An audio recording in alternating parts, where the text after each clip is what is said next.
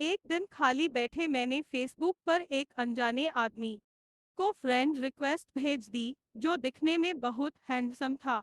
उस आदमी ने उसी रात फेसबुक पर मेरी भेजी फ्रेंड रिक्वेस्ट एक्सेप्ट कर ली।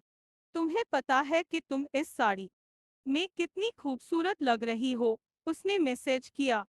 थैंक्स, मुझे भी तुम्हारी डीपी अच्छी लगी। इसी तरह हमने बातें करनी शुरू कर दी। मुझे पता था कि वह 40 साल का शादीशुदा आदमी है जो 2 बच्चों का बाप भी है। इन सब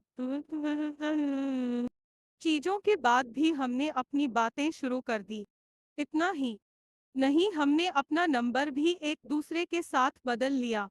देखते ही देखते हम एक दूसरे के करीब आ गए और एक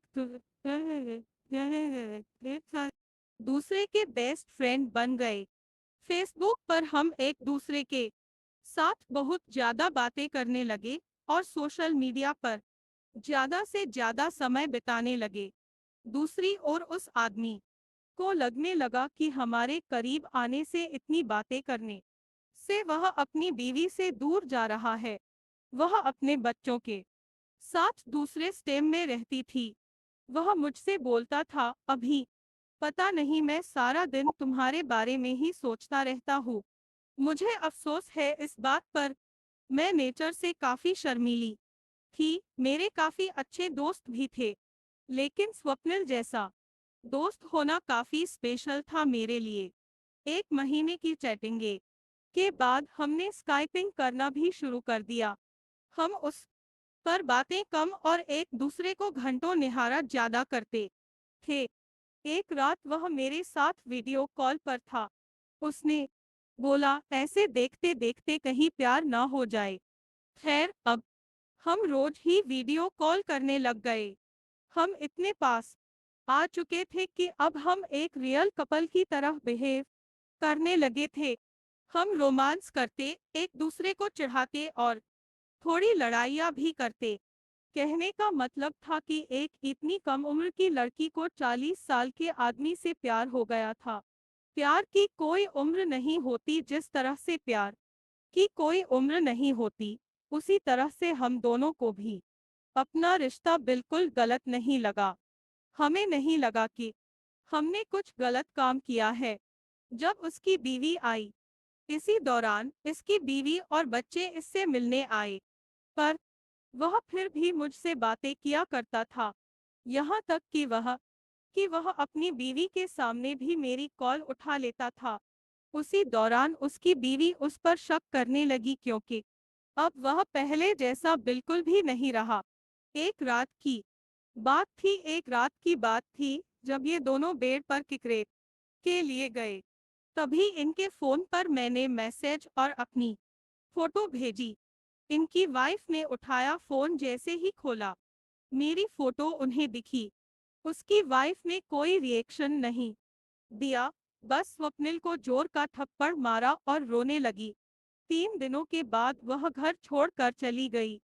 मुझे उसकी वाइफ के लिए काफी बुरा लगा, इसलिए मैंने उससे कई दिनों तक बातचीत बंद कर दी। उसकी वाइफ के जाने के बाद हम फिर से मिले और हमने लॉन्ग ड्राइव पर जाने का प्लान बनाया। जब उसी शाम उसने मुझे प्रपोज किया, मुझे सिर्फ तुम ही चाहिए और कुछ नहीं। अपनी जवानी में मैं काफी सारी लड़कियों से मिला, पर तुम ही एक ऐसी लड़की हो जिसने मेरा दिल चुराया है। वहाँ कुछ देर के लिए शांति छा गई। फिर उसने मुझे आई लव यू बोला। उसकी आंखों में आंसू थे। हम एक दूसरे को किस करना चाहते थे, गले लगना चाहते थे। मैं तुम्हें ब्लॉक कर रहा हूँ। दूसरे दिन मुझे एक मैसेज मिला जिसमें उसने लिखा था, हे डार्लिंग, आई लव यू, लेकिन मेरा परिवार भी है, मेरी कुछ ड्यूटीज भी है। यह मेरा तुमको आखिरी मैसेज है। मुझे प्लीज कॉल या टेक्स्ट मत करना, मैं तुम्हें ब्लॉक कर रहा हूँ। मुझे ऐसा लगा कि मानो मैं शादी के बाद विधवा बन गई हूँ। मैं बुरी तरह से टूट चुकी थी, काफी परेशान थी। फिर लौटा वो मेरी जिंदगी में। 3 महीने बीत जाने के बाद मैं एक लड़के के साथ रिलेशनशिप में आई। एक दिन मेरे पास किसी दूसरे नंबर से स्वप्निल का मैसेज आया, बानी, इज दैट यू? प्लीज मेरी लाइफ में दोबारा वापस आ जाओ। मैं तुम्हारे बिना नहीं रह सकता। मैं समझ गई कि यह उसी का नंबर है और फूट फूट कर रोने लगी। 1 घंटे की चैटिंग के बाद मेरा दिल फिर से पिघलने लगा। मेरे बॉयफ्रेंड को इन सब चीजों के बारे में कुछ नहीं पता था। मैंने उससे सब कुछ छुपा कर रखा था। मैंने उस पूरी रात केवल स्वप्निल से बातें की। उसने मुझे घर पर लंच के लिए बुलाया। एक दिन स्वप्निल ने मुझे अपने घर पर लंच के लिए बुलाया था। मैंने हाँ कर दी और चली गई। घर जाकर मैंने देखा कि वह खाली था और वहां केवल स्वप्निल के अलावा कोई नहीं था। उसने मुझे अंदर बुलाकर फ्रेश होने के लिए बुलाया। उसने ढेर सारी बातें की और खाने की टेबल सजाई। मेरे लिए यह सब नया था। मैं केवल इधर उधर देख रही थी। तभी अचानक मैं जैसे ही पीछे मुड़ी, उसके होंठ मेरे होठों पर थे। हम एक दूसरे को किस करने लगे। मैं भूल गई वह कौन है और मेरी उम्र कितनी है। वह पहला टाइम था जब मैं किसी के साथ सर्विसिंग कर रही थी, वो भी ये बिना जाने कि हमने हेलमेट लिया है या नहीं। अपने प्यार के नाम की सर्विसिंग। तभी मुझे दर्द का एहसास हुआ और मैंने अपना दरवाजा खोलने की अनुमति उसे दे दी जिससे मैं बेहद प्यार करती थी। मैं उसी दर्द भरी हालत में घर वापस आ गई। दूसरे दिन मुझे काफी अच्छा महसूस हो रहा था।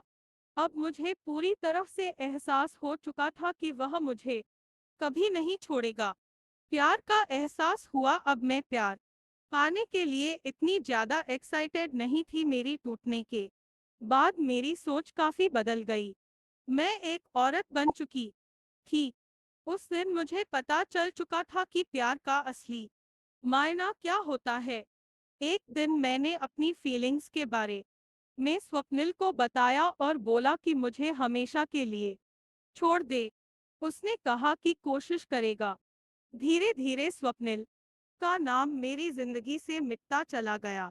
वह हमेशा रहेगा मेरा पहला प्यार। मैंने उसका नंबर डिलीट कर दिया और उसने भी मुझे ब्लॉक कर दिया। मैंने फिर उसे कभी ट्रेस करने की नहीं सोची, लेकिन उसकी यादें आज भी मुझे डराती है।